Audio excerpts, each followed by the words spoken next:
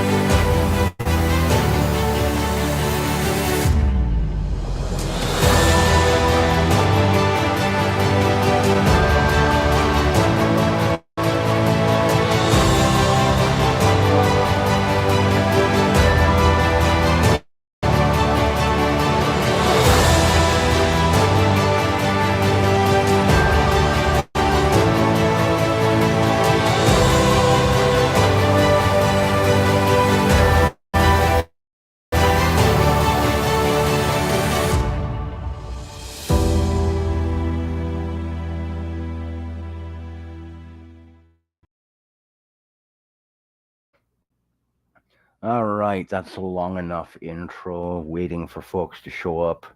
Not sure if there's many people here right now. Looks like no, but that's okay.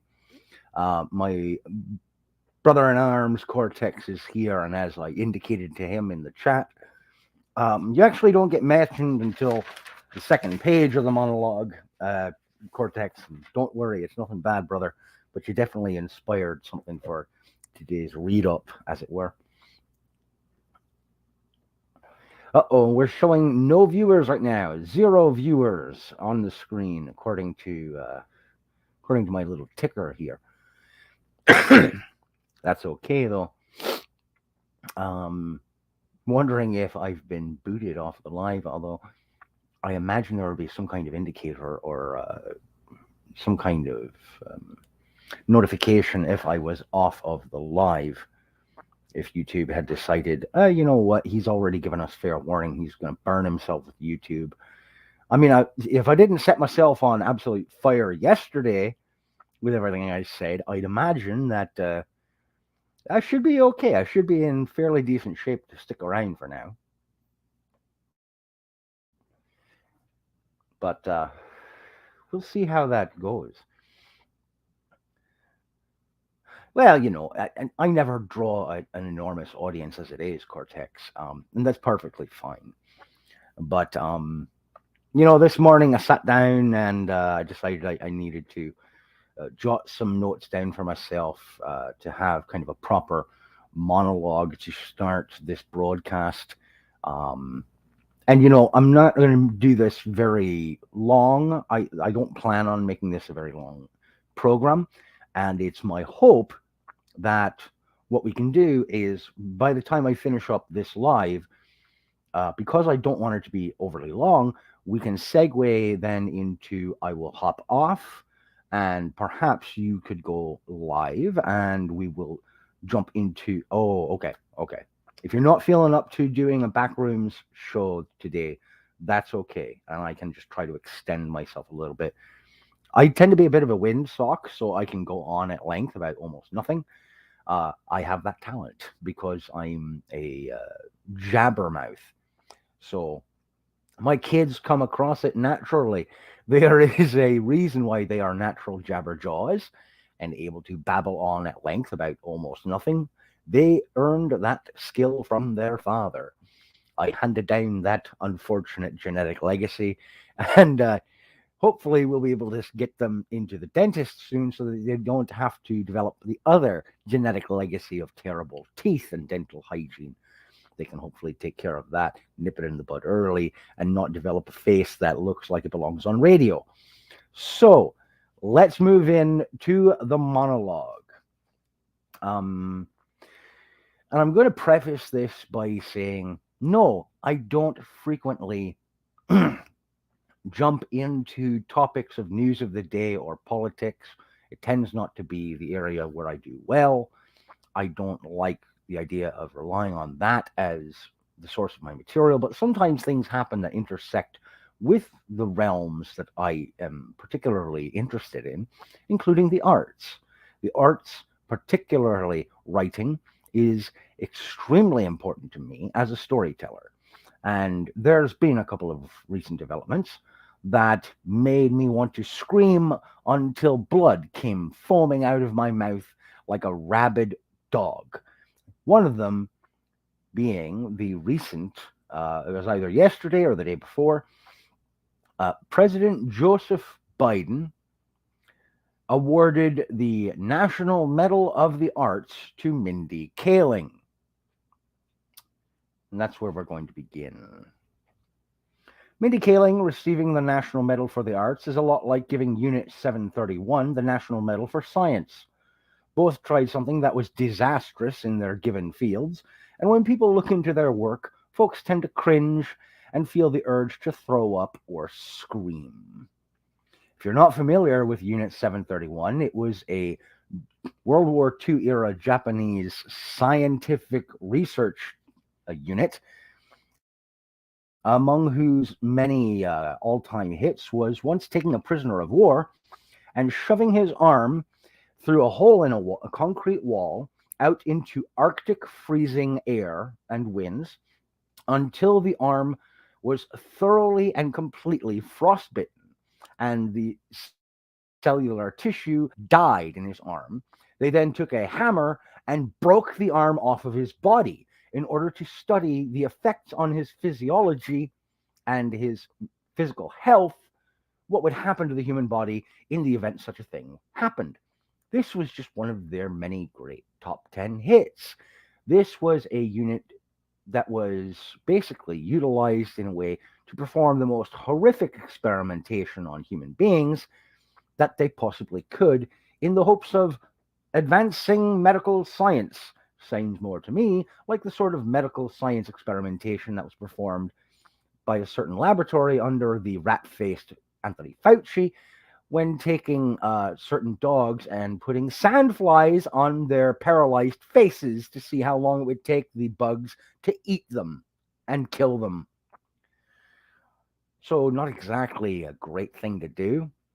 Obviously, there's a great disparity in the severity of how awful it was to give Mindy this award when compared to something like that, but the comparison can be drawn if you're looking for the absurd. But it makes perfect sense that President Biden would select Kaling for this prestigious award, though. They're kindred spirits in a way, actually. She recently resided over an absolute train wreck in Warner Brothers Studios called Velma, whereas he resided over an actual train wreck in East Palestine, Ohio. In a stark contrast, though, it's possible that Kaling's disaster will get funding and the green light for a second season. By comparison, the only hope that Biden seems to have of a second go at his job is if everyone magically forgets all of his failures.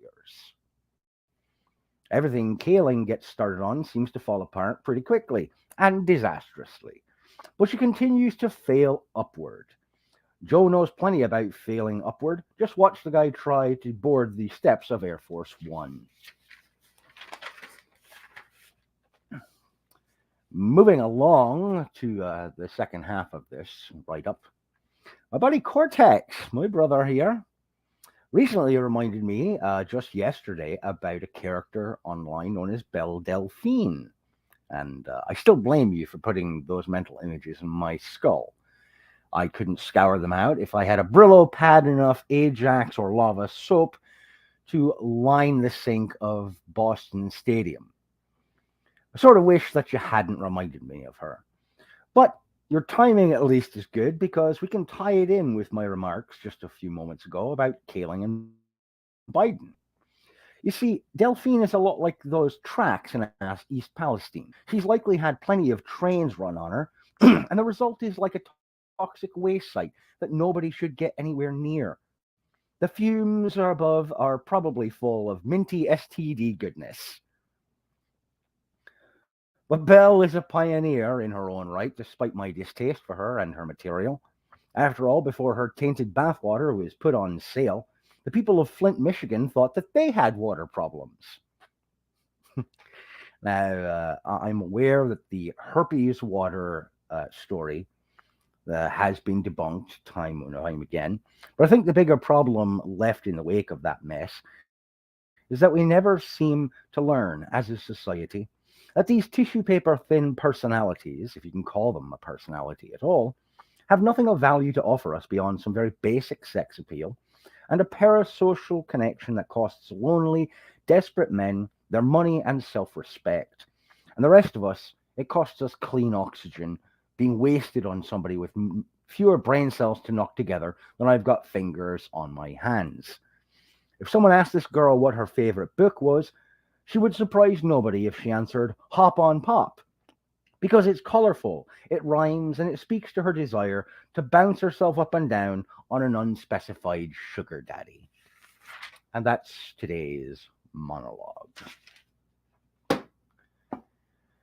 Now that I've got that cleared out of my system, how you doing, brother? I sometimes feel like I missed my calling. That really I might benefit from writing for shows or for television presenters, but I'm not the most amusing fellow on planet Earth.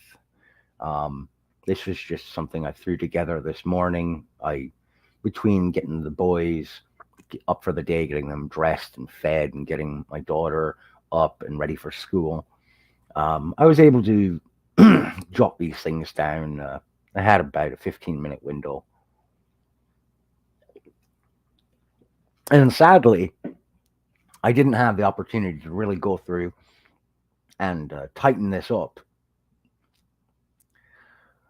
Libby, greetings and salutations. Brooke, excellent to see you. The bells that toll. Yes, and every time that you hear a bell from Miss Delphine Toll, you know an angel did not get its wings, but a negative test for herpes and AIDS. Anyhow, thank you, Brooke, for that.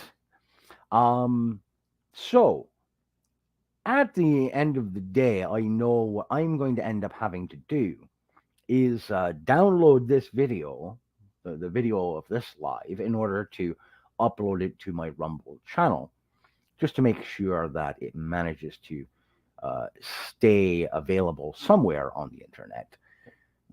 The victims of the tainted bathwater, that's another write-up. That's kind of a sketch idea I need to work through. I need to write something for that. If you, between the years of 2017 and 2023, purchase the bathwater from e-thought girl Belle Delphine, you can join our class action lawsuit.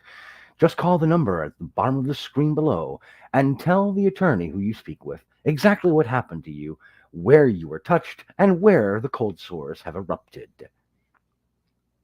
That sort of thing would be just fantastic. Poxwalkers. Yeah. I've often wondered about some of the more diseased looking zombies from The Walking Dead and thought to myself, I know how those zombies died. The pustules all over their crotch finally bled out when they had contact with one of these e-thought girls, and they've risen up from the dead.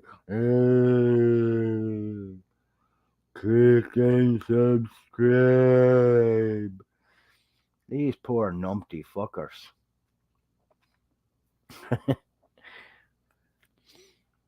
Nurgle, grandfather Nurgle. I don't know who that is, but I've got to look into that. For a second there, I thought you said Nermal, that you meant that little weird gray cat from Garfield. Oh, okay. Gotcha.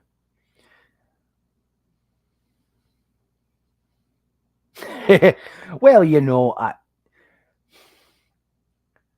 I don't normally go in this direction, Brooke. I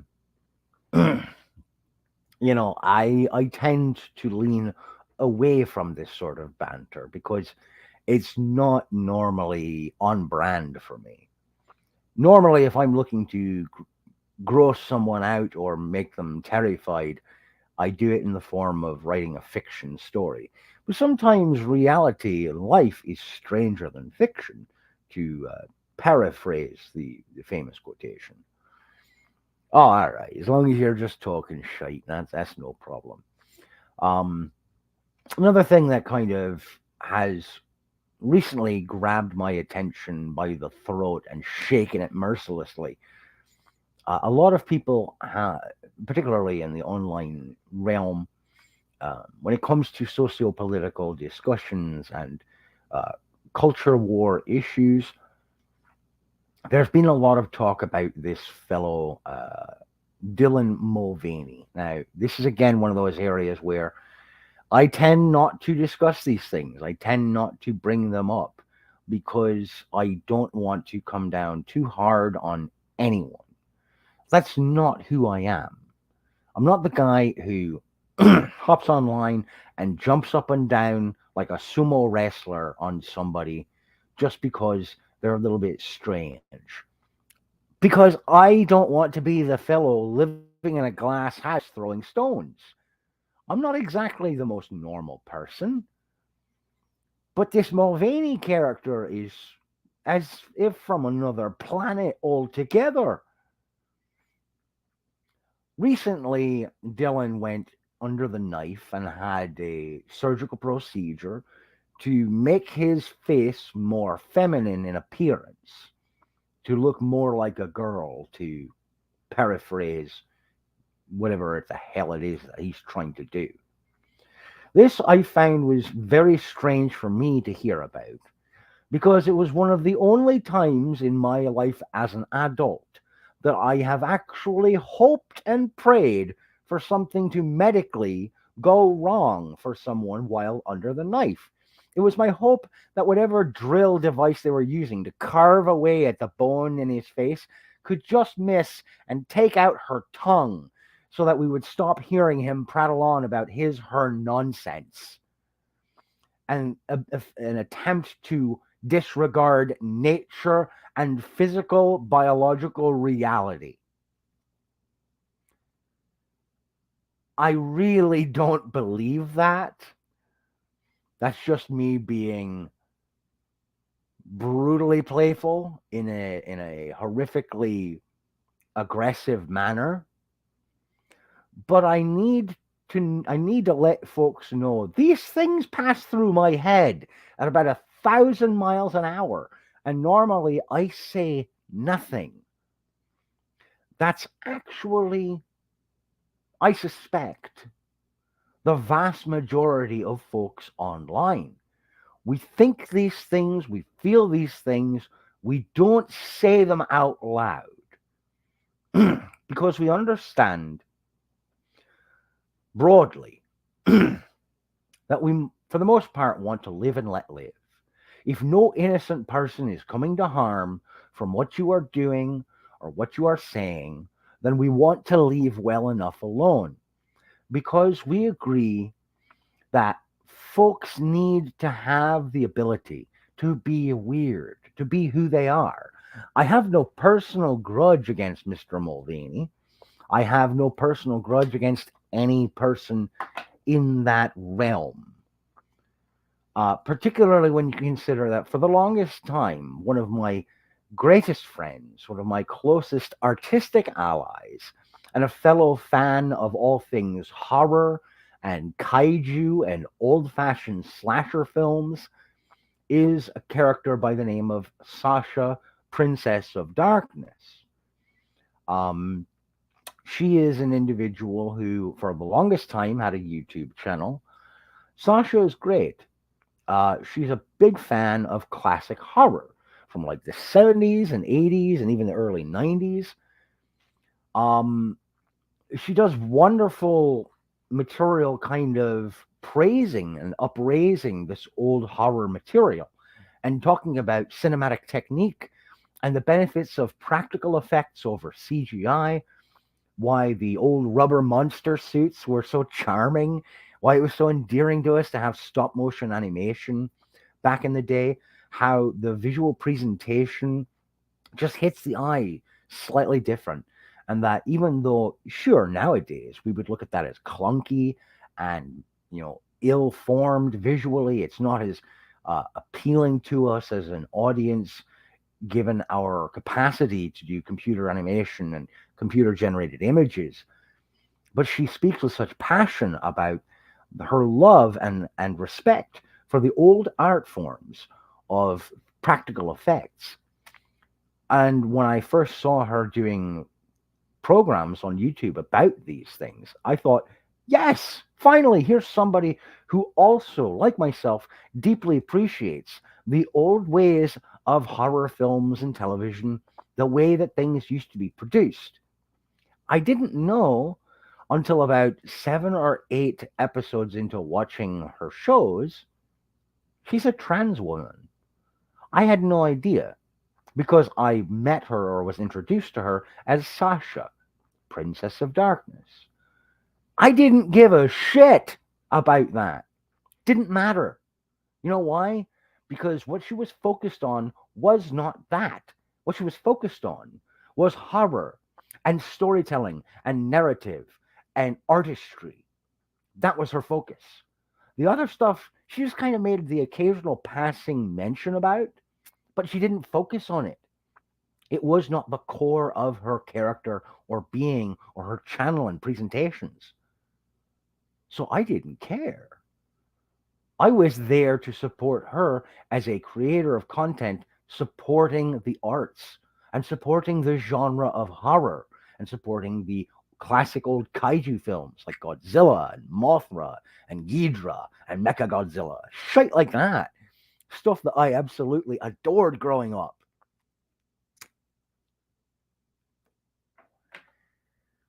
And I still enjoy her material. But I did about a year and a half ago, detach from her online, largely because she started leaning more into that material, discussing her trans identity and identity politics, and started dragging people mercilessly for being in disagreement with her and her lifestyle. All right. Look, I care about the art of horror. I don't give a righteous shite about who you are attracted to, who you choose to sleep with, how you identify in terms of your gender or your sexual presentation. Doesn't matter to me at all. Are you a decent person? Do you do no harm to innocent people? Do you make more of yourself than your sexuality. If you can pass those three criteria, I'm probably going to be on board with you and hope that you do well in this life. I'm probably going to be willing to support you. But the moment that you break one of those three things, I'm done with you for the most part. I'm not going to completely detach because I still think you're a decent person. And I still enjoy the fact that you are committed to the arts in one way or the other. But if you make identity politics the sole purpose of your material, I'm done. I'm checking out. Whether you be on the socio-political left or the socio-political right. It's a big part of the reason why I stopped watching so many people from conservative media as well, because they make the culture war the only thing they talk about, the only thing they focus on. Now, yes, we do need those people on both sides of the aisle. Someone has to be the flag bearer. But that doesn't mean I have to spend what little time I have available paying attention to it. I will throw my 2 cents here and there on it, but it doesn't mean I'm going to be obsessed with it. Why? Because I have a wife and kids and a mortgage and a job and my own art to spend my time on. And until there's someone willing to make the art, you're not going to have new material to enter into the arena to try and support your side of any argument. And if you're making art in order to support an argument, you're doing it wrong. The art is not supposed to be there as nothing more than a sounding board for your socio-political or ideological messaging. That's not supposed to be the purpose. Can you fold it in? Sure, you can. And there are some people who do it absolutely brilliantly because they do it without being ham fisted. But then you've got things like Anna Lee Newitz's Autonomous, a novel that I was really looking forward to reading about 3 years back. My wife's grandmother asked what we wanted for Christmas, and I told her, hey, I just read from Publishers Weekly. There's this new science fiction book that's coming out. I don't know this author. Her name is Annalie Newitz. But the book is being highly recommended by the SFWA, the Science Fiction Writers of America. It's already got a lot of critical praise from outlets that I personally respect. I want to read this book, but I don't know this person. I don't want to borrow the book from the library. I'd like to own a copy of it myself so that I can read it and formulate my own opinions on this author. So that was what I asked for Christmas that year, about 3 years back. So my wife's grandmother, she ordered the book for me. She sent it to me for Christmas. Came a couple weeks before Christmas, and I started reading it. And I thought, great, awesome, I've got this book. And I read it from cover to cover. And it was one of the most ham-fisted, overblown pieces of socio-political propaganda wrapped in the dead flesh of the science fiction genre that I have ever come across. And by the time I was finished with it, I wanted to set the book on fire. The only reason I didn't, it was a gift from my wife's grandmother. She asked what I wanted. I asked for this book, and she went out of her way to go online and find a copy of it. And mind you, this was when the book had just hit market. So she had to go back online like 3 different times because it kept coming back to her as sold out. She had to go back 3 separate times before a copy was available for her to purchase for me. She went to a lot of trouble on her end to get this. Now, I know hopping online onto a website on Amazon, it's not really that big a deal for you or me. But we're talking about my wife's grandmother. She's a great lady, but she's not the most tech savvy. So it's actually a headache for her to hop onto Amazon 3 separate times over and over again in order to purchase this book for me. She went to a lot of trouble. I'm not going to burn it. It was a gift. And a gift from a woman who meant very well. I'm not going to spit on that by doing that. The intention was very sound and positive. And it was done with love. So I'm not going to do that to something that is the product of an act of love and acceptance and adoration. I'm not going to do that.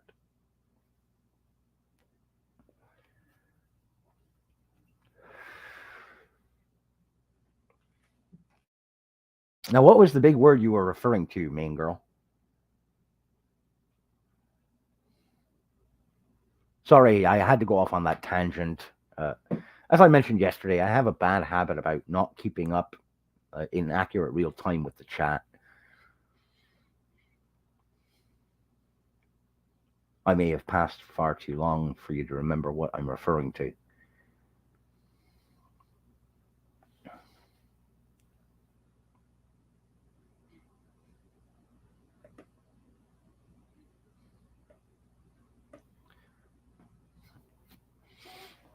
But anyhow, how is everybody doing today? Are there any?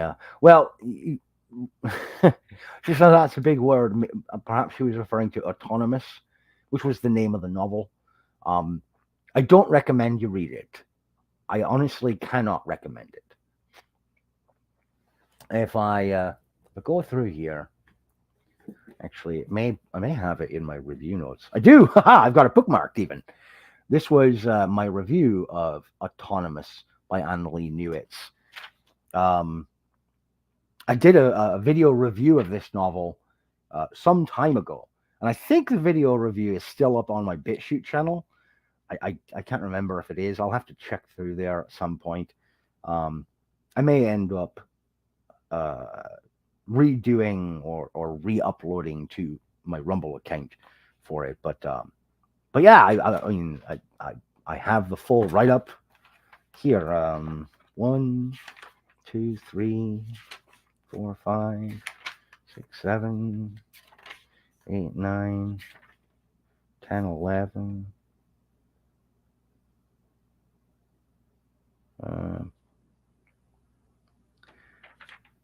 Yeah, 11 handwritten pages of notes throughout that book.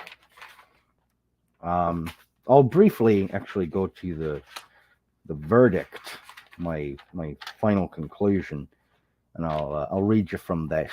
All right, just going to really quick read the verdict from my review of Annalee Newitz's Autonomous.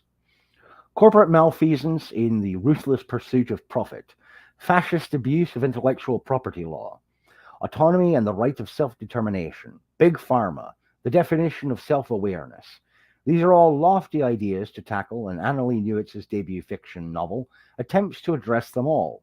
In so doing, however, she falls victim to the same problem that military commanders throughout history have cautioned against in war, stretching herself too thin and as a result losing ground on all fronts.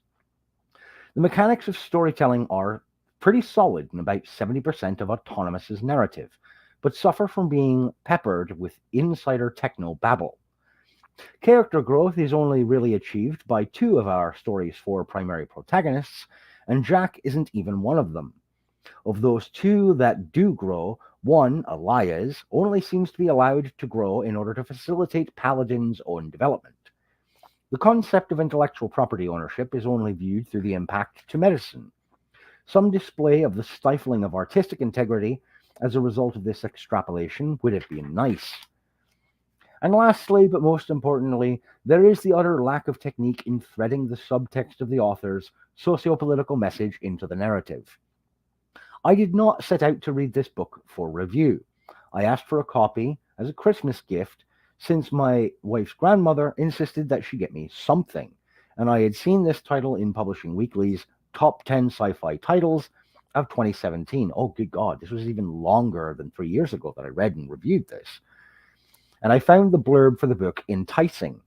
However, the moment I arrived at around page 50 or so, the themes and subtext started to jump out at me, with the first brazen slips being on pages 78 through 81.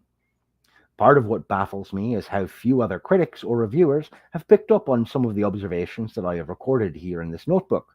I'm no genius, folks, so if I caught these things, how didn't professional critics? Between these troubles and the fact that one of my newer literary heroes, Lauren Bukes, praised this book quite highly, I finished the novel with a mixture of disappointment and betrayal.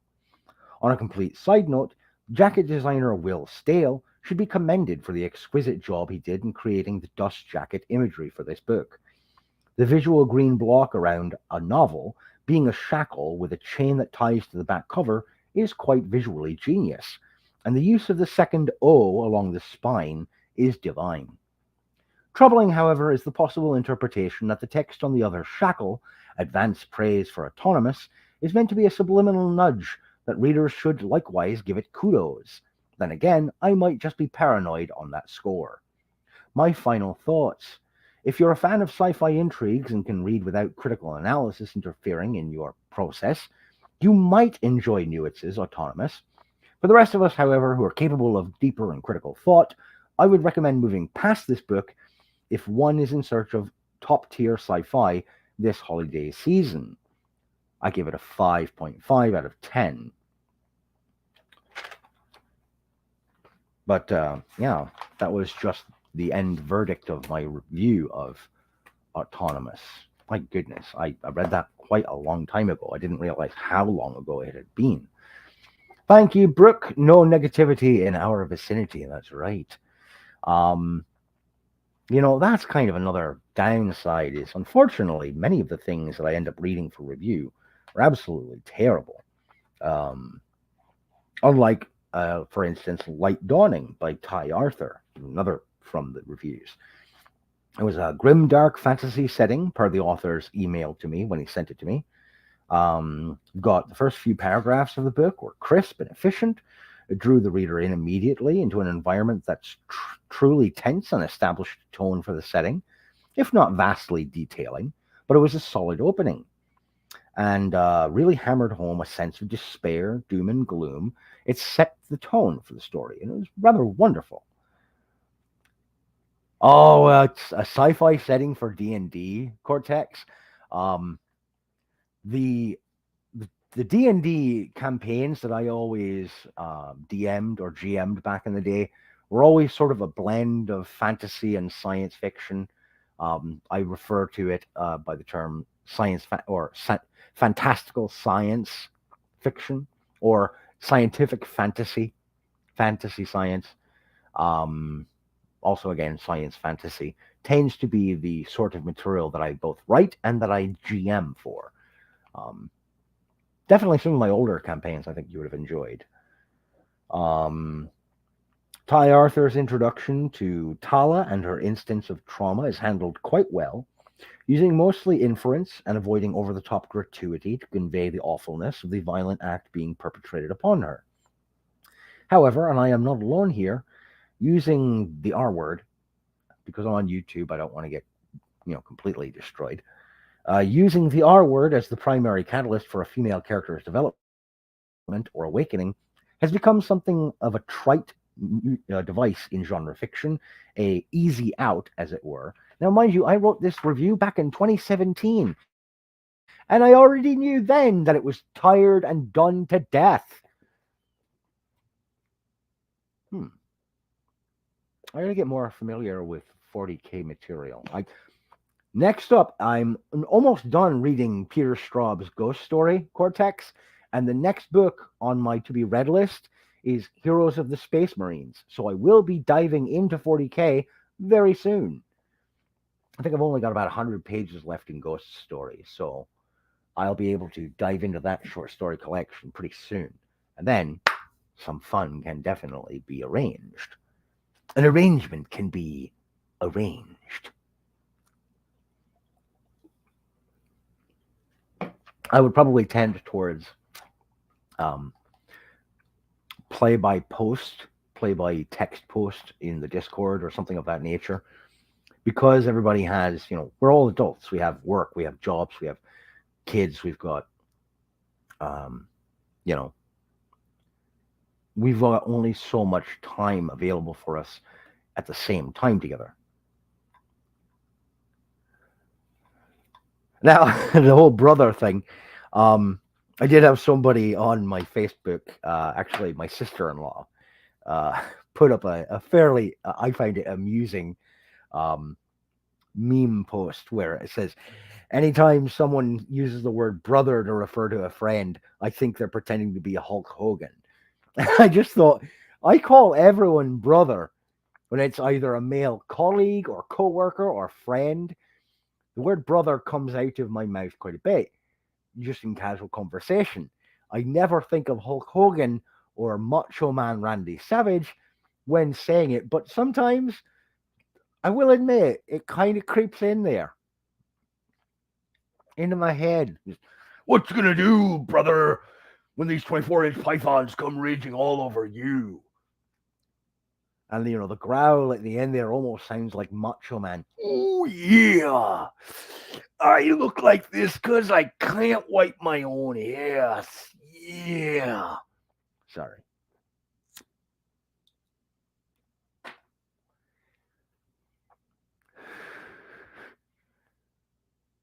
Burn the heretic, kill the mutant, purge the unclean. They shall have no place in our empire, which shall span the stars.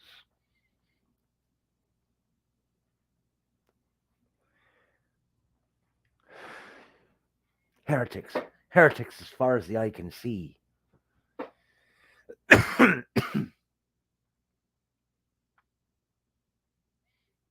It'll be certainly interesting to get into that material. As far as something that we touched upon yesterday, the Only Dads sketch, I am going to for Rumble channel. It will be exclusive on Rumble. I've already started notation for it. I'm going to do a very short sketch video for Rumble for Only Dads. It's going to be unpleasant and possibly cause some folks to question my sanity and cleanliness because this is not going to be me in my best light by any way, shape, or form. But it is going to happen, and I'm looking forward to doing it and making some folks worry about my mental health. Which, if anyone's ever wondering, is already kind of on borderline. So, don't worry about that too much. But also on the Rumble front, I did effectively tell YouTube to fuck off yesterday. I went through my video catalog and I deleted the two Motor City Shambler chapters that I had up on my list here on YouTube. And I uploaded chapter 1 to the Rumble account. So, over on rumble.com, Byron of Sidious, check the channel and you will find that the most recent upload is Motor City Shambler Part 1, the beginning of the story of Bob the Zombie. The warp is overtaking me, but it's a good pain.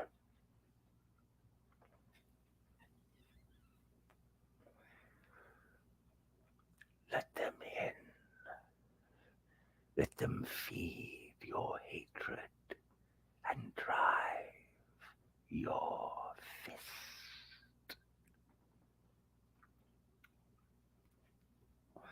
That's right.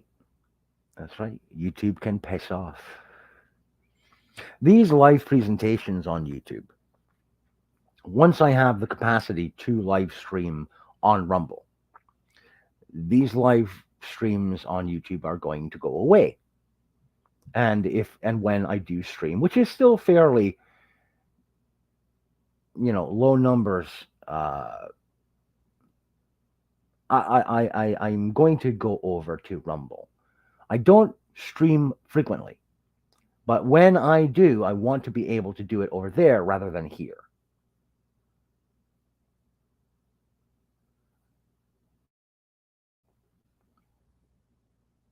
The only animation that I know from 40K off the top of my head is the Astartes video. It looks like they're kind of crash invading and assaulting some kind of undead ship. I know that there's like a race of almost necromancers. It looks like, if I were to do a parallel to traditional tabletop role playing systems, um, I've got to. I really do need to brush up and bone up. Um, okay, a renegade ship. I have got to get more familiar with the material and dive in. Like I said, I haven't got much left in Straub's Ghost Story to finish reading through. Speaking of Ghost Story, and this is again a literary aside, so if I lose you, I apologize, but I have to be a little bit bookish right now. Um, and this kind of crosses into the video game territory actually as well. Uh, Years back, there was a fantastic third person adventure horror game called Alan Wake.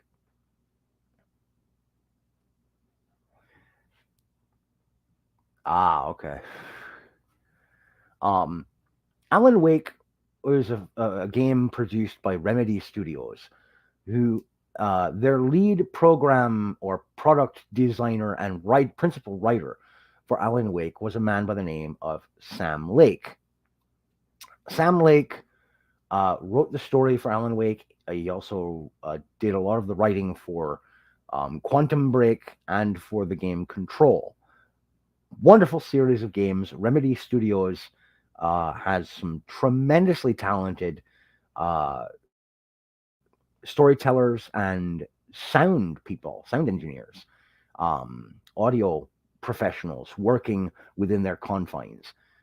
And after I read the novelization of Alan Wake, actually, and there is a review of that book also on the Rumble channel. Haha. So once again, if you want to check that out, head on over to rumble.com, look up Byron Obsidious, click to subscribe there, and check out the Alan Wake review.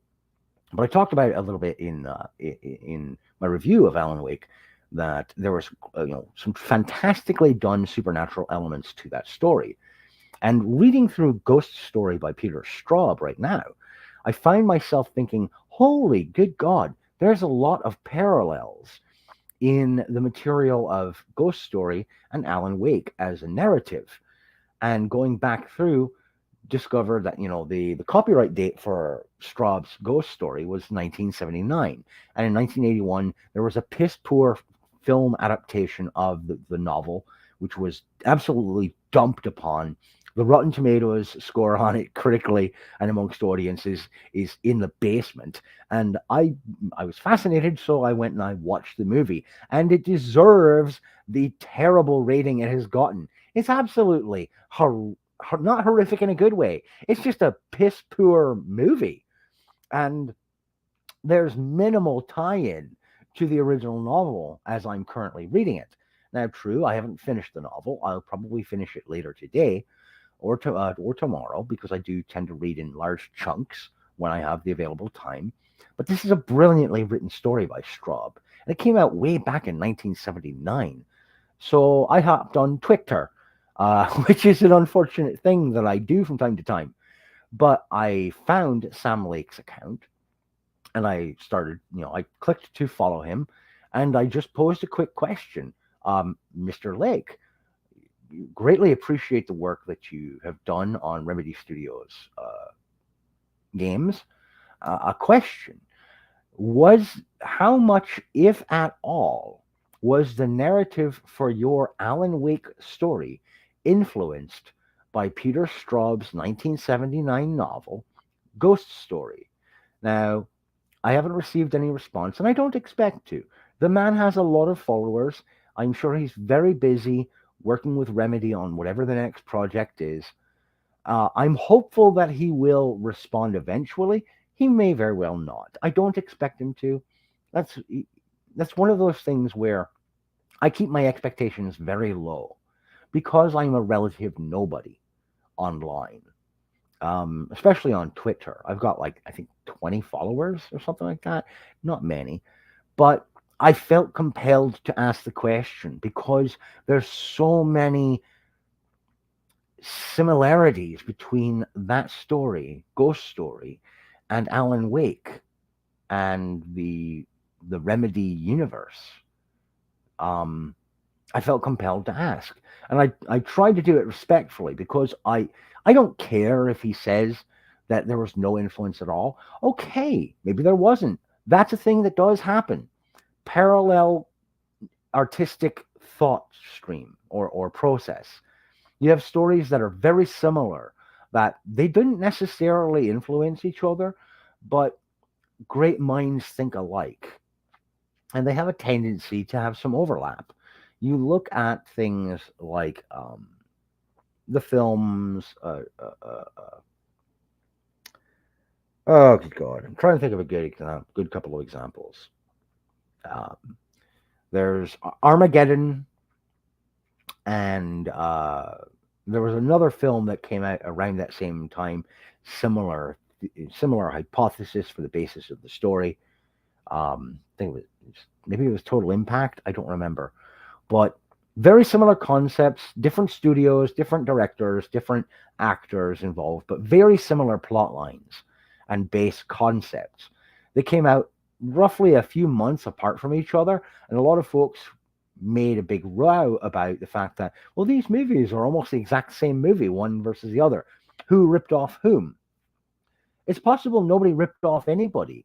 You have certain concepts or story ideas that two separate people will come up with around the same time because they're influenced by similar stories, or they're influenced by similar current world events, or you'll find these two individuals actually have the same kind of favorite authors or favorite story types or favorite plot elements and storytelling techniques. And because they have similar tastes, they end up producing similar films or shows or novels or comics.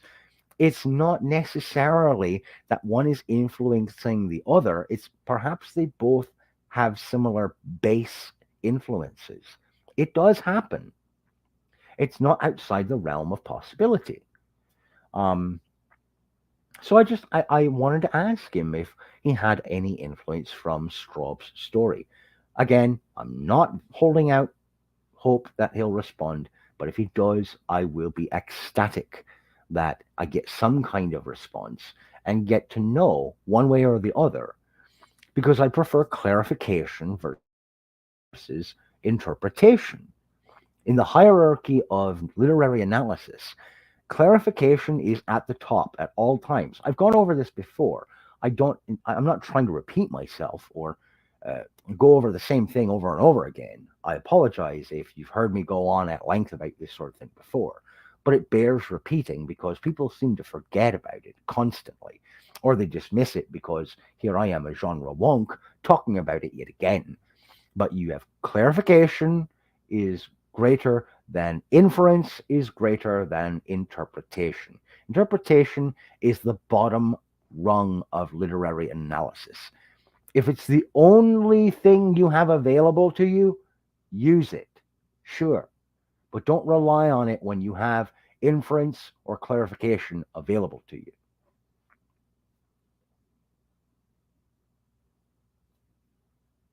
Anywho, I did say I wasn't going to make this an exceedingly long show, so I open it up now to you good folks in the chat in the show.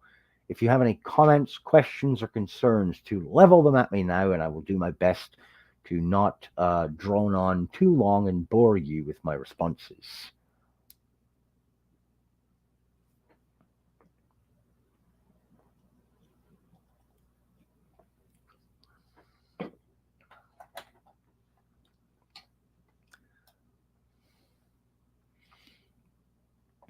Um, my schedule right now, I have Wednesdays and Thursdays off. Um, most Wednesdays, Thursdays, and Fridays from about 10 a.m. Central Mountain Time to around noon or 12:30, I have a window of opportunity to hop online and stream or be part of a panel or co-host, because that's typically my youngest son's nap time window. My oldest child is at school during this time. My oldest son is at daycare on Wednesdays, Thursdays, and Fridays. He only goes part time for uh, for the purposes of getting him some social skills and to help with his speech development. Because the lady who we take him to for daycare does also does some occupational therapy. Typically, I get home from work around midnight and I crawl right into bed. I get changed, I throw on deodorant so I don't stink up the bedroom, and I crawl right into bed because the boys will have me up at around 4:30 when my wife opens the garage door downstairs. And because the boys' bedroom is right over the garage, that's usually what wakes them up. So most nights I'm getting around 4 to 4.5 hours of sleep on an average night. But that works for me. I'm able to function off of that. I have for years.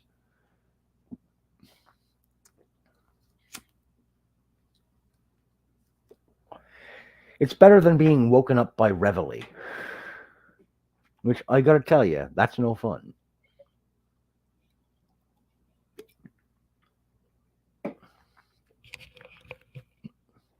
I'm much more fond of the boys coming into the bedroom and kind of poking me in the back, going, "Daddy, Daddy," and me going, "Oh, shite, I gotta get up with these boys." Because if I'm not if I'm not up with them, they get into more nonsense than a monkey on cocaine. All right. I don't know. I don't have any personal experience with monkeys with cocaine, but imagine a monkey on cocaine let loose into your house. The amount of absolute nonsense they can get up to has got to be beyond belief and description. Flinging poo at the walls and snorting lines off each other's tails.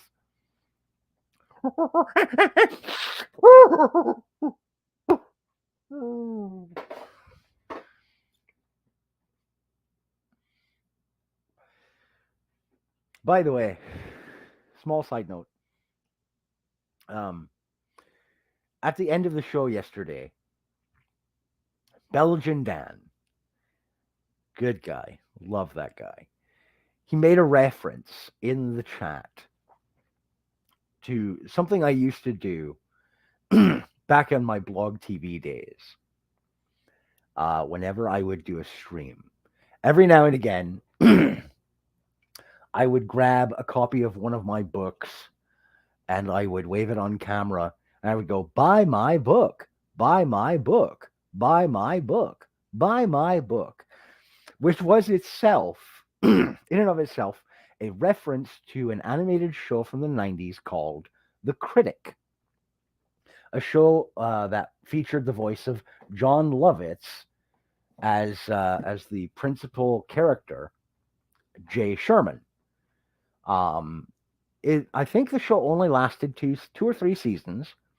It was originally on Fox Television Network, and he had this cardboard cutout in his office that had one of those automated voice activate your voice things with a pre-recorded clip of him saying, "Buy my book, buy my book," because it was a cardboard cutout of Jay Sherman holding his latest book for sale. And every time someone would pass into or out of his office, because they crossed near it, it would activate the sound effect, buy my book, buy my book. And I loved that show, so I made that reference on my own blog TV show.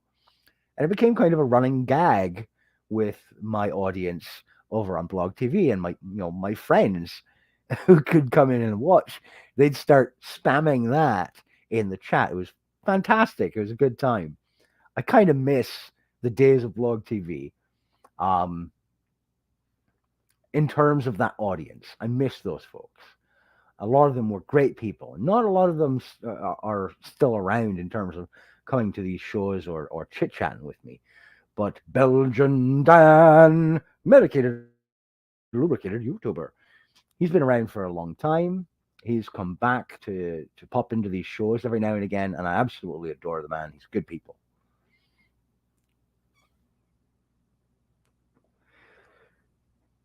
I realize I just went on a tangent in response to the question, what time do you get off work typically? This is my problem.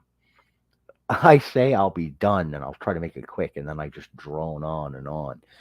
I'm like a weird wind up toy that doesn't need a lot of twists of the key in order to get me going forever.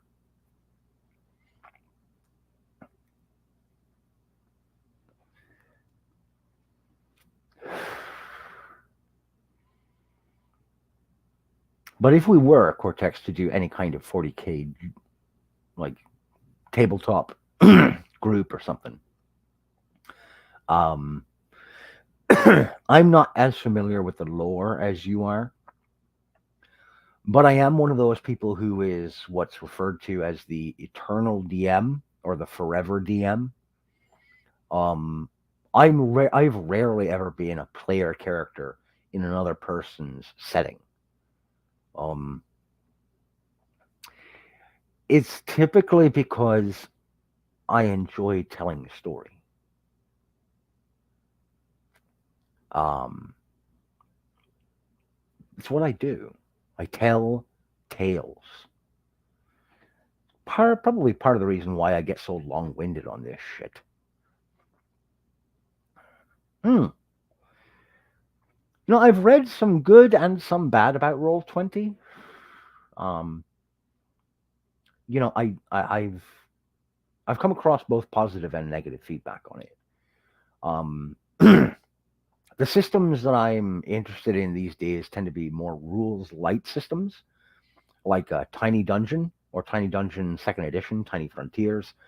They operate on a D6 system where you have three six-sided dice, and whenever you want to do a check for a skill or an ability, or you want to attempt to do something, you roll two six-sided dice. If you get a 5 or a 6 on either die, the action that you're attempting to undertake is a success. Um, mm. Libby, we do intend to get back to the back rooms when Cortex is feeling better. He's definitely going to be the lead guy on that. Um, for two reasons. First reason, the primary reason, is that that was started by Cortex. That's initially his baby, and I'm not about to try and overtake him on that. For two, he's got the pro account, so he can he can go on as long as he needs to or wants to. Um, I'm just the co-host. I'm just along for the ride on that, on Backrooms lore dives. Um, Getting into 40K would also be some great stuff. Um, it's our baby. And now, government come to take my baby. Sorry, I think of Family Guy reference. Peter, I was out of the room for 5 minutes. What did you do?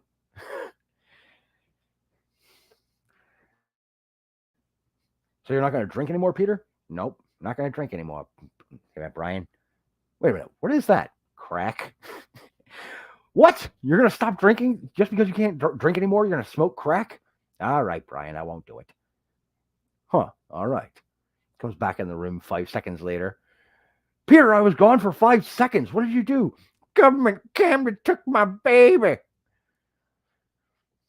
I am so fucking up right now. Through the roof.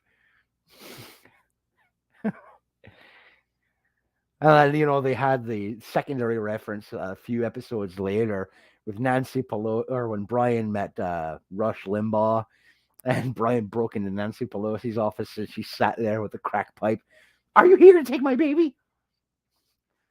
No, I'm here to simulate the sensation of drowning. Yeah, American values. That show has fallen off in many ways, but some of the classic material is classic for a reason. It's fucking hilarious.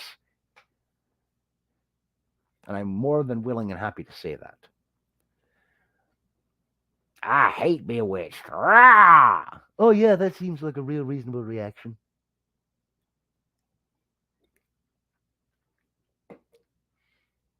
When I was in high school, I was in bed by 10. and home by midnight. Oh, giggity giggity goo. Anyway, it's not always Hank Hill. It's not always King of the Hill you end up hearing when you come to this show. Every now and again, this here fella's going to sprinkle in a wee bit of Family Guy and some other stuff on there. Maybe some Muppets. Hey, everybody, we're going to have a really good show! Kermit goes running off. You know, there's a reason why Miss Piggy was really angry when Kermit converted to Islam. You know why that is, right? Because he's no longer allowed to eat pork. Anyhow.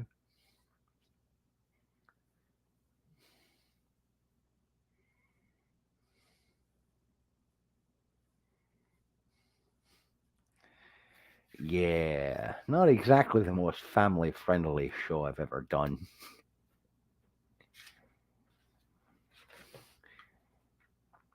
You know, Piggy, it wouldn't be so bad, except every time I go down there, I'm reminded of the canisters of bacon bits that went bad in the pantry.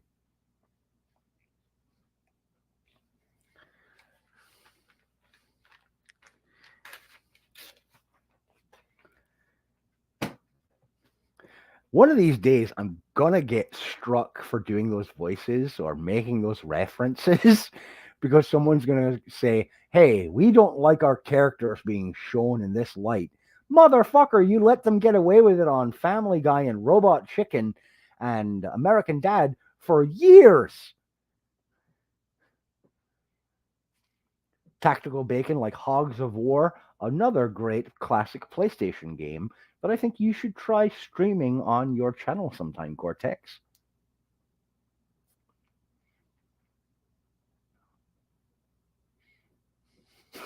Bacon in a can, that's right. You know, it's really strange. You've got the nation of Iran threatening to blow up the nation of Israel, when really they do have at least one thing they can all agree on: none of them eats bacon in the morning. The game is called Hogs of War. It was a turn based strategy war game on PlayStation 1. It was very primitive graphically, but the gameplay style and mechanics were very similar to Worms Armageddon on the PlayStation, except in fully 3D environment. Um, I played it a little bit way back in the day. My friend Plummer, sorry, Patrick Plyman, had a copy of it. And whenever I'd go and hang out with Patter at his house, we all called him Fatter Patter because he was a husky fellow.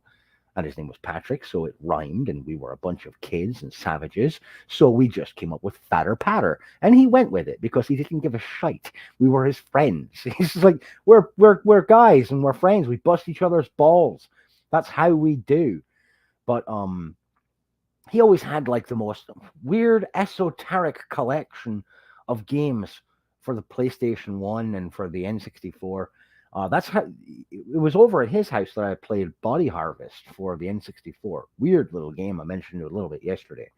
But he had Hogs of War and he had ODT, which is Or Die Trying, a kind of dungeon first person shooter escape game for the PS1. He also had Tales of Destiny, which was the start of the whole Tales of RPG series that I absolutely adored for a long time on the PlayStation 1 and PlayStation 2. I think there were 2 or 3 different Tales of games I played on the PS2. Really great characterization in those games, and the mechanics were fun to play with. Simple but good, basic light RPG fare. But yeah, Hogs of War, I would say look that up. See if you can grab yourself a copy. Um, However, you may grab a copy of a game from that era. I am not promoting any particular techniques in how you procure such a title. Yo ho, yo ho, and a bottle of rum.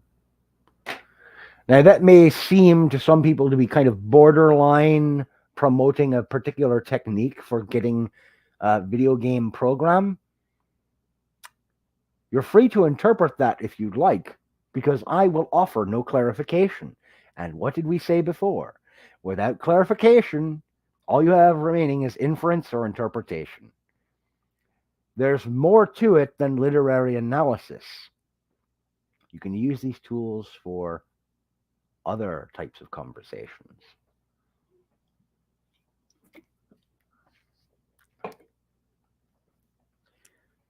Yer har har and fiddly dee.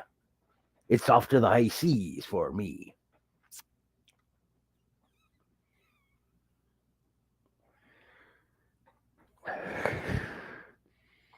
I placed me hand upon her toe, yo ho, yo ho.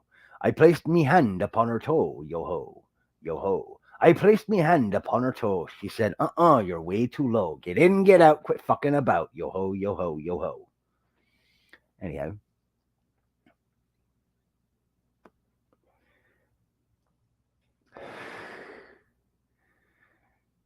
I'm sure everyone's heard that song growing up at some point. And if you haven't, you know what? Just for shits and giggles, we'll go through the rest of it. I placed my hand upon her knee, yo ho, yo ho. I placed my hand upon her knee, yo ho, yo ho. I placed my hand upon her knee. She said, "You gotta be kidding me. Get in, get out, quit fucking about, yo ho, yo ho, yo ho." I placed my hand upon her tit, yo ho, yo ho. I placed my hand upon her tit, yo ho, yo ho. I placed my hand upon her tit. She said, "Hey, hey, quit squeezing it. Get in, get out, quit fucking about, yo ho, yo ho, yo ho." And now she lies in a wooden box, yo ho, yo ho. And now she lies in a wooden box, yo ho, yo ho. And now she lies in a wooden box from sucking too many Yankee cocks. Get in, get out, quit fucking about, yo ho, yo ho, yo ho.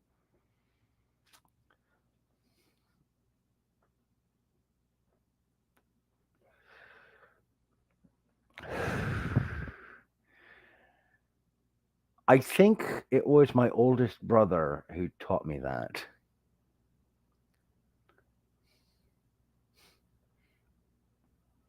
And I think I was maybe 9 or 10 years old when he taught me that. It's been a long time.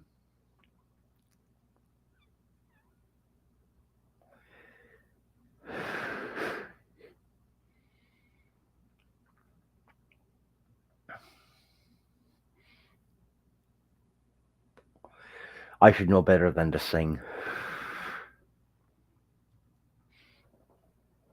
Haven't got the voice for it.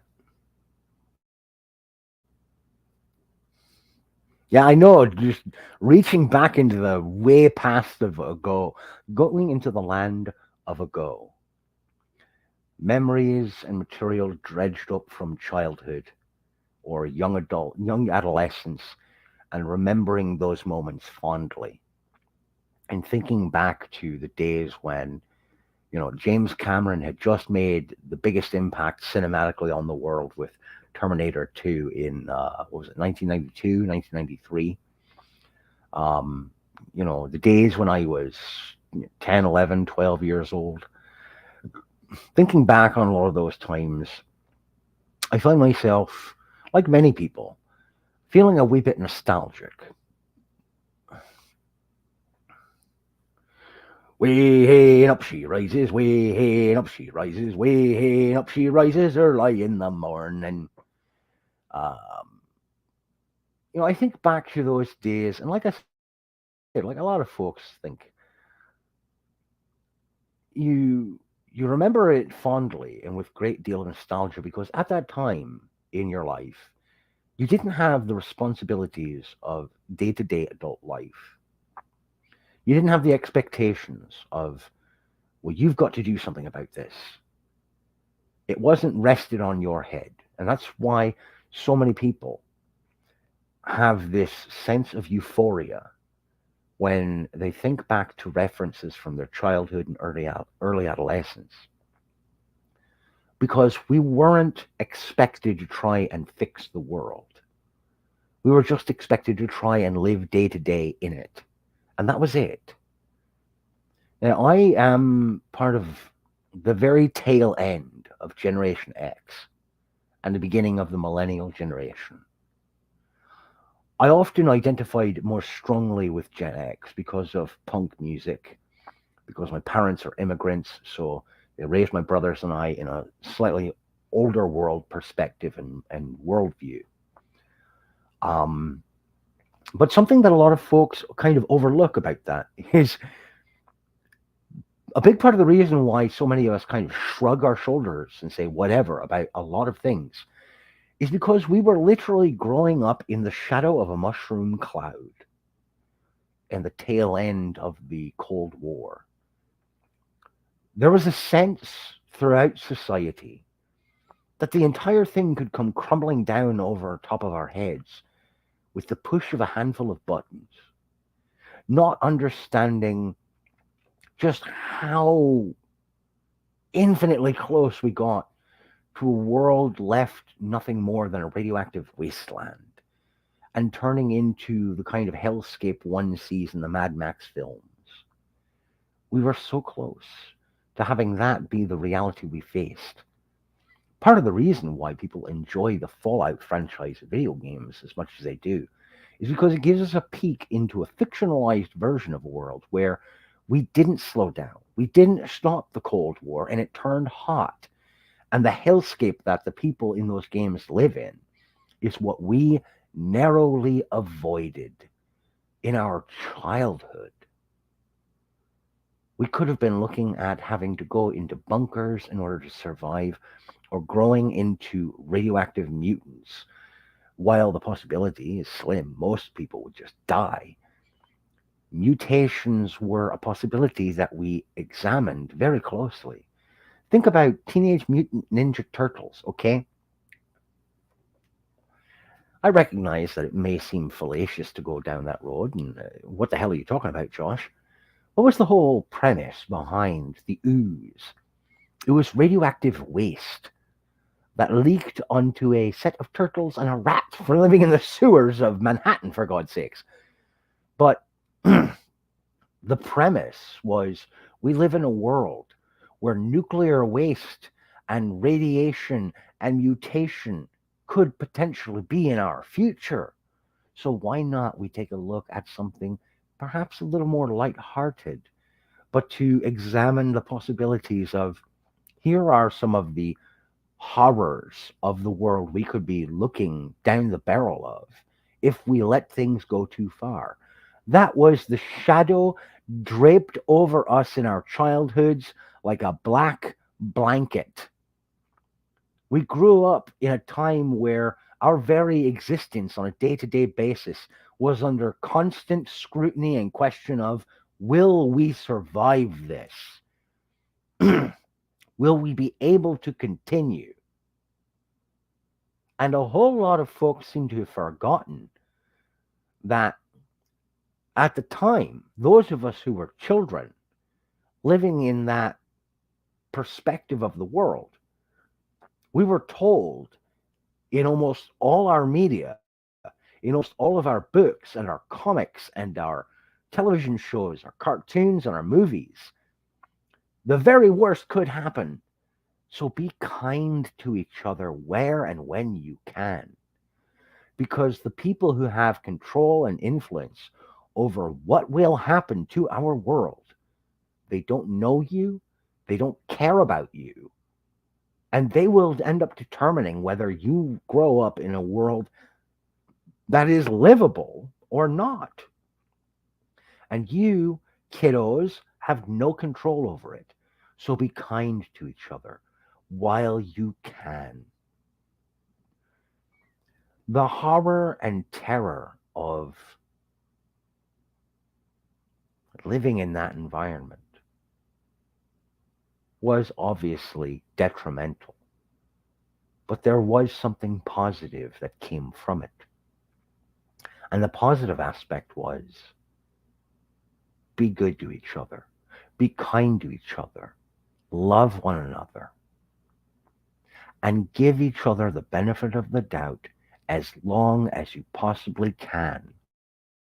Hold out for hope. And perhaps it's a bit naive, Sure. But perhaps if we were to hold hands with one another more frequently and say, I don't like what you're saying, but I'm going to give you the benefit of the doubt and say, well, let's try it your way for a little bit. And if it doesn't work, we'll point out that it didn't work. But we're not going to beat you over the head with it. We're going to say, okay, we tried it your way. It didn't work. Now let's try it my way and we'll see if it works. And if it still doesn't work, we'll try to get together and cobble together a mixed response that we can hopefully move forward and do better together. It's a great intro song for Fallout 3. I don't want to set the world on fire.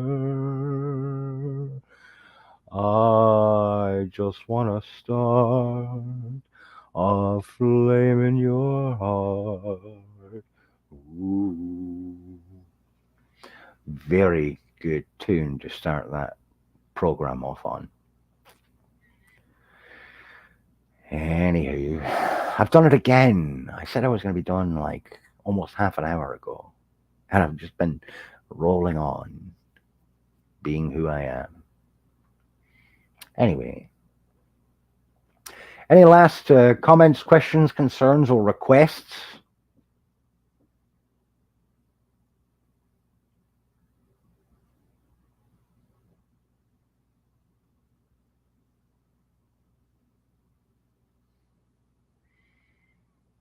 You know, I never played the very first Fallout. I played 2, and I played Tactics, but I never played the very first Fallout game.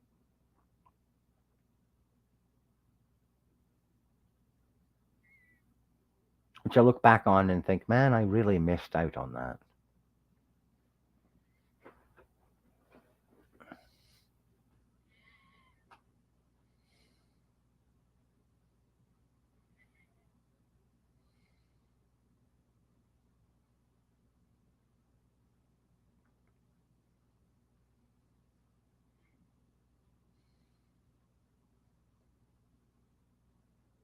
Okay, I can do that, Libby.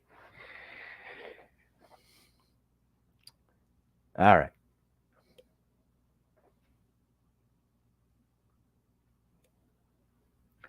Who the fuck is that guy? Oh, that'd be awesome, Cortex. And yeah, as simple, as low powered as my system is, I imagine it'll be able to handle Fallout, the original.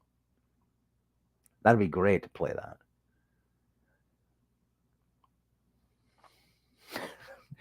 Anytime, Libby. Always happy to grant a simple request of that nature. And look, I'll say this too, just so that everybody is clear, watching now in the live or watching later on, once it's been polished and it's uploaded and hosted on the YouTube channel. And I'm going to make this a clear and across the board statement so that it is known, so that it is recorded for posterity, so that anyone who goes back later can look at it and say, yes, for certain, I was allowed to do this. If you are watching this now, or you're watching it later on the channel after it's already played through, you may make clips of this video as much as you would like. Any of the live videos, take them, clip them, however you would like. It's yours. Because that's what you do for folks who are just trying to have a good time. So make use of it as you will. Ghoul impression.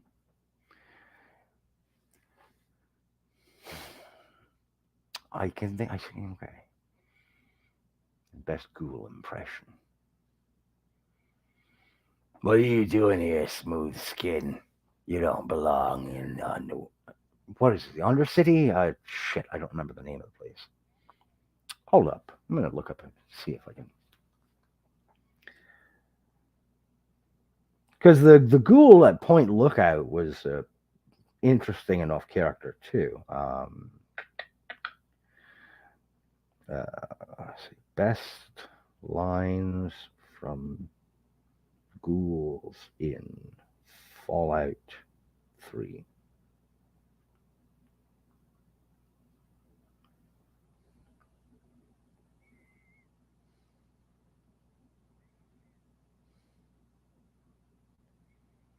There we go.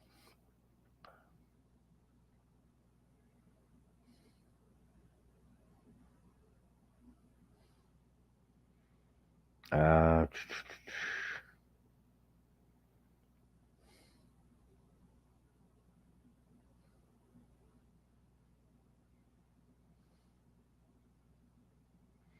these are not okay. Then, come on now.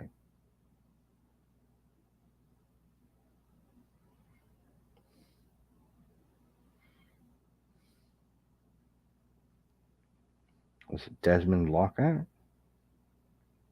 Yeah, Desmond Lockhart. All right, Desmond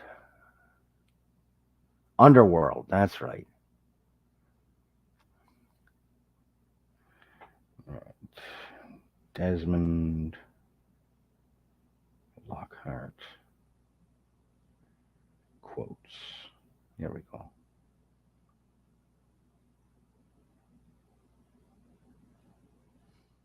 Here we go.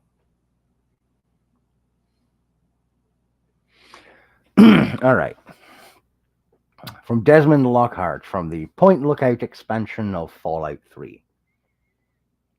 My story? Tell you what, kid. My story's a lot like a deathclaw's tongue. It's long, messy, and you don't want to get too personal with it. Understand?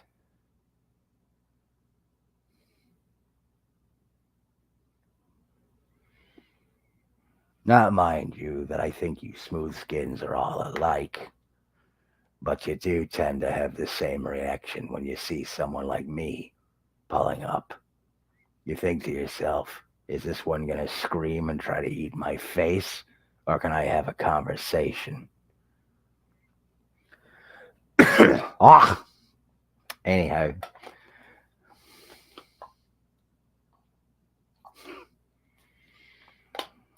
Don't feel too bad about it, kid. Just because you don't have holes in your face like I do, doesn't mean if you touch the wrong thing, I won't put a couple of holes in there. This thing on my back isn't here for decoration, kid.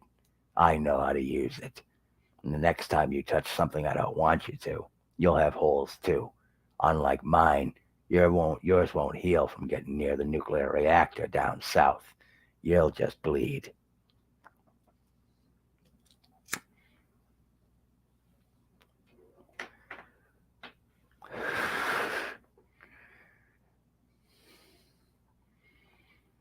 How did you get here anyway? Oh, you took the boat. Well, I got a thing or two to tell you about the guy running that service, kid. But maybe another time. We'll worry about that when we deal with these fucking tribals. You get too close to them, you can definitely tell which one of them has been eating the local plant life. They tend to have a look in their eyes that's, well, let's just say it's not focused. I think it depends on what kind of mushrooms you're eating out there in the swamp. And whatever you do, don't let any of those cousin fucking little maggots tell you that I'm the bad guy here. I was here long before they were, before the bombs dropped, before everything became, well, what it is.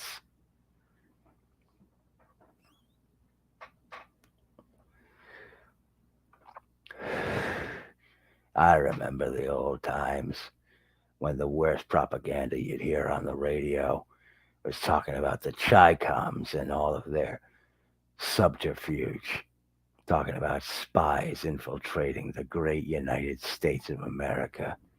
We got a different kind of propaganda nowadays. Enclave.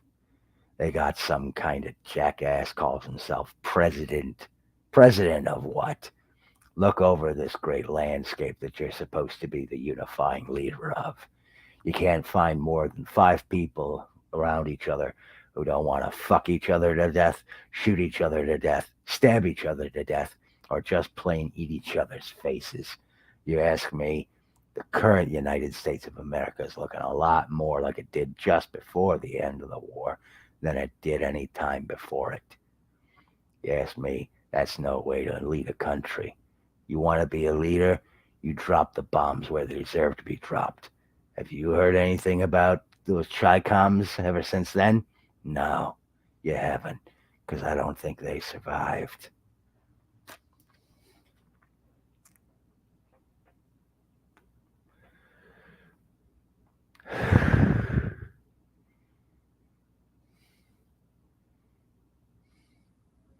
Now, mind you, I don't know if those lines are actually in a game. I'm just going based on the character and his attitude and the events going on in the world of Fallout just before the bombs dropped. I'm not sure if Desmond was a an eventual ghoul or if he wasn't one of the ones like Moira Brown. If in Fallout 3 you choose to go to Tenpenny Tower and activate the dormant nuclear device in the middle of Megaton, Moira Brown survives and is a ghoul. You can find her near Megaton in the aftermath, in the debris.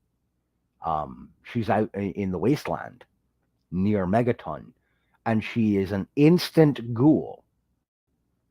Now, this is something that has always fascinated me about the Fallout universe.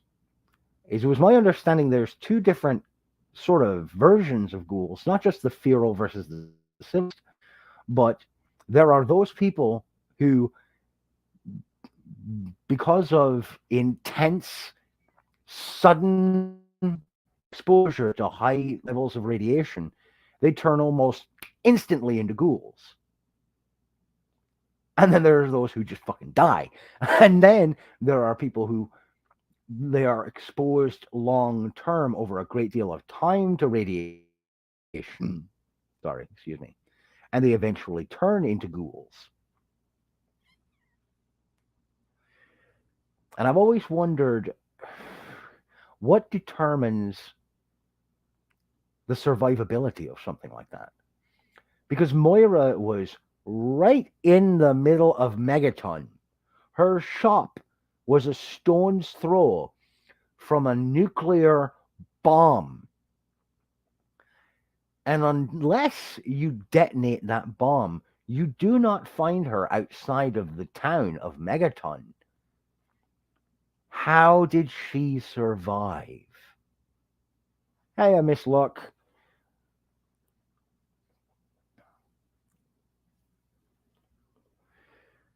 I mean, unless there was some kind of signal, or she just happened to be testing out a radiation suit or something of that nature.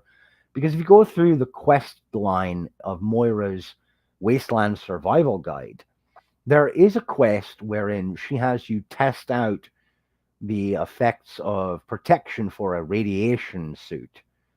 So perhaps that's where the logic comes in.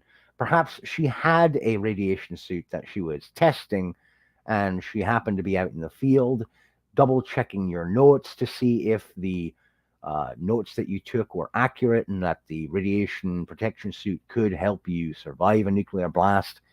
But yeah, I mean, with all the scrap metal around that city, you would think flying shards and bits and pieces of metal and, human beings would tear her asunder. But if she was out in the field, even a decent radiation suit in that universe has leaks. There's no such thing as perfect immunity to radiation without a God code. So, did Moira have access to the console commands or something? No, obviously it's pre-scripted. We know that, as the folks who are outside of that universe playing it as a fictional game. but the internal logic just doesn't seem to be there.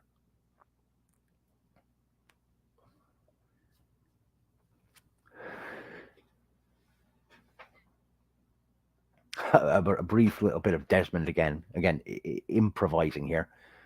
You know what the most insulting thing is I've heard about back on the mainland from the capital wastes? Ladies of my kind, you know, ghouls, lady ghouls, turning tricks for people who've got some kind of fetish. Quite frankly, I find that disturbing, to say the least. You think these guys aren't going to wind up with crotch rot? That's a whole new kind of crotch rot. You know, they've asked me before, where do you think this rot started from? I can point you to that computer terminal and tell you it started with a whore online named Belle Delphine. And so we wrap it back to that whore. Anyhow.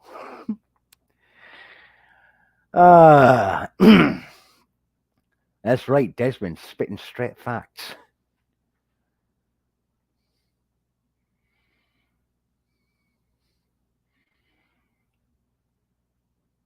Quite frankly, I think I'd rather have a computer virus on my terminal than the kind of virus I get from touching that broad.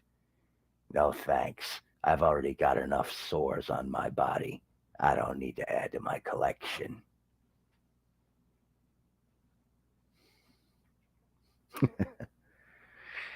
Anyhow, does make you wonder. Anyhow, well, I mean, mummy rot. I mean, they've already got an answer for this in Dungeons and Dragons. Have you seen the D&D meme of there's a bard and you're being attacked by an ogre? What do? I roll to seduce her. All right. You're being attacked by a female town guard. What do? I roll to seduce her.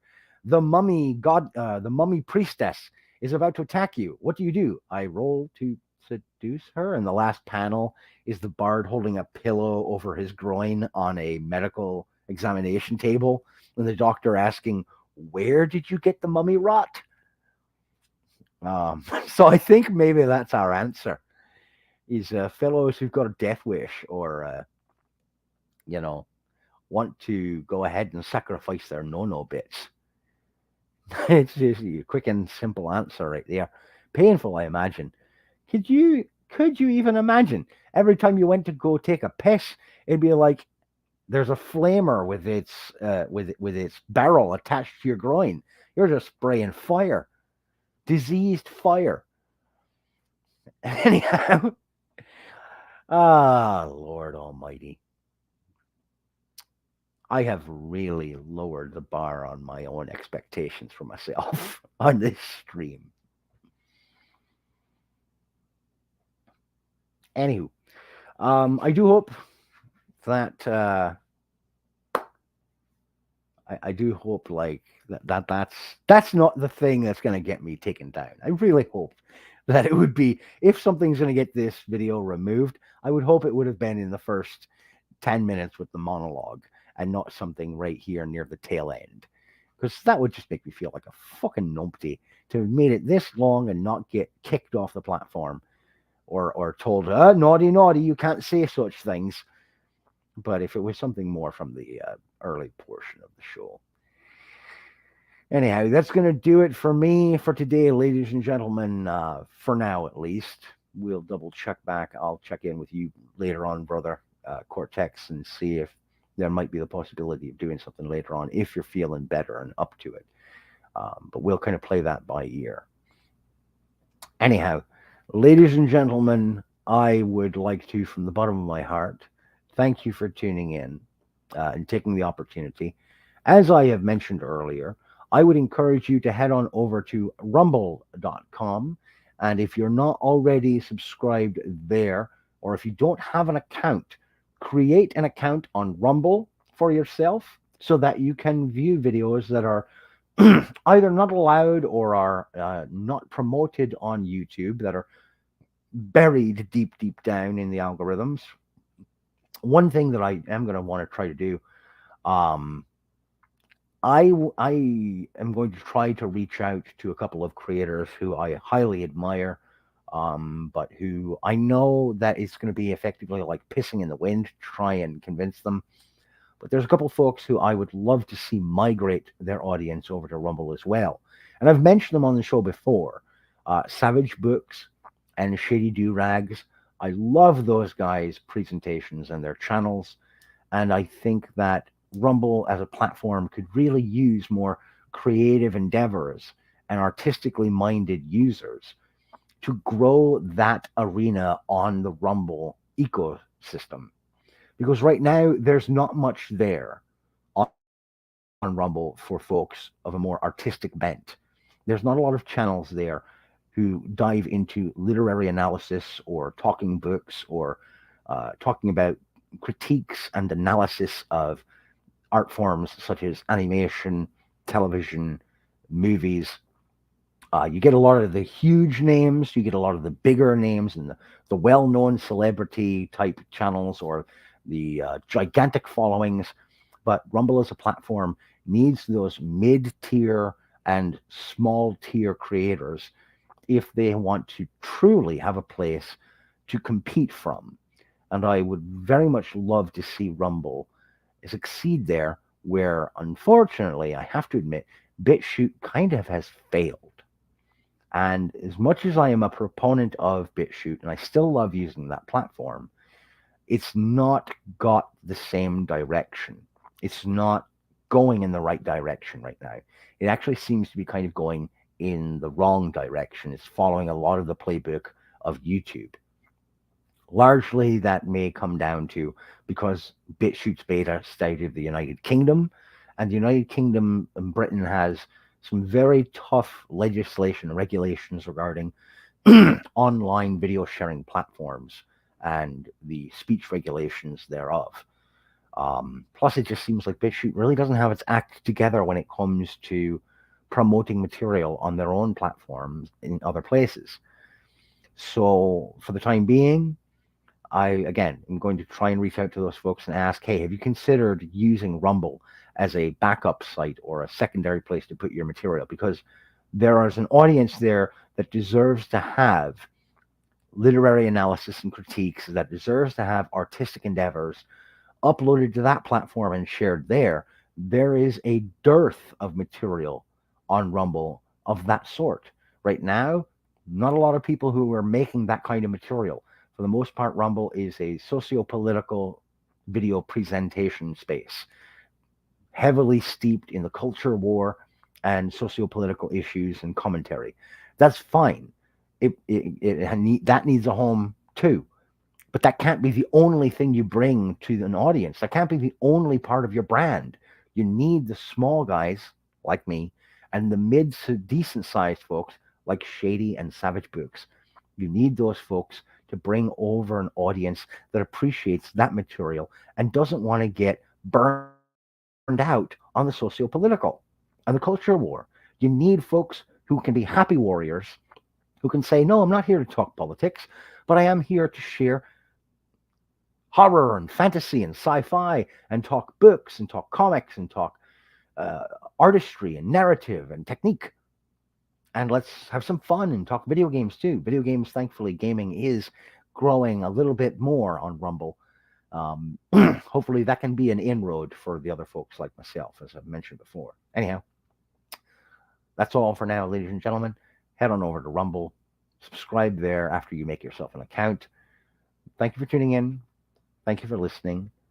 I ask that you take care of yourselves, and as always, folks, keep reading.